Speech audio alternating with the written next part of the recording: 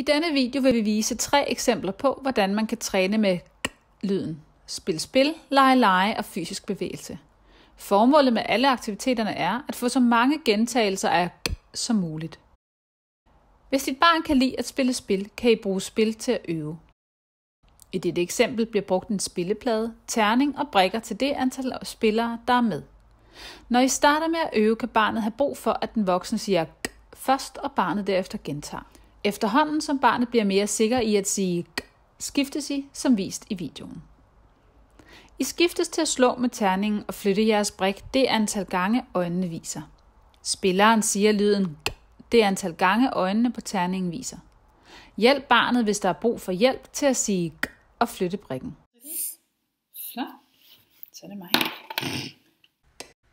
Så er det din tur.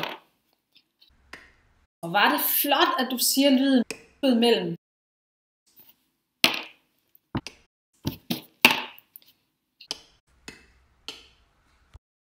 Hvis dit barn hellere vil lege end at spille, kan I også bruge lege til at øve. I dette eksempel bliver brugt et ark med et gevær på, der symboliserer geværerne klippes ud og gemmes forskellige steder, der hvor I bor. Nu skal barnet finde geværerne. I kan gøre det som ved tampen brænder, eller blot gå på jagt sammen. Hver gang barnet finder et gevær, siges lyden. Hjælp barnet til at sige korrekt, hvis der er brug for det. Ja, flot. Der ligger måske en op på hylden heroppe. Kan du finde den? Er den svær? Skal du op hos mig? Ikke helt den der. Rigtigt.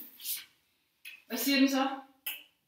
Det er rigtig flot. Hvis dit barn har brug for bevægelse og motorisk udfordring, kan I også bruge det, når I øver. Til dette eksempel bliver brugt tilgængelige møbler og lignende til at bygge en forhindringsbane. I kan også bruge legetårnet, legepladsen eller lignende udenfor. Derudover bruges et ark med geværer på, der klippes ud og lægges rundt omkring på banen. Når barnet bevæger sig rundt på banen, siger det hver gang det passerer et gevær. Hjælp barnet til at sige korrekt, hvis der er brug for det.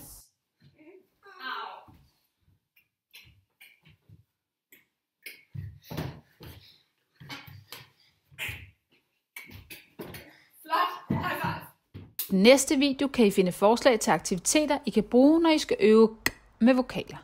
Kontakt din lokale tale-høre-konsulent, hvis du har spørgsmål.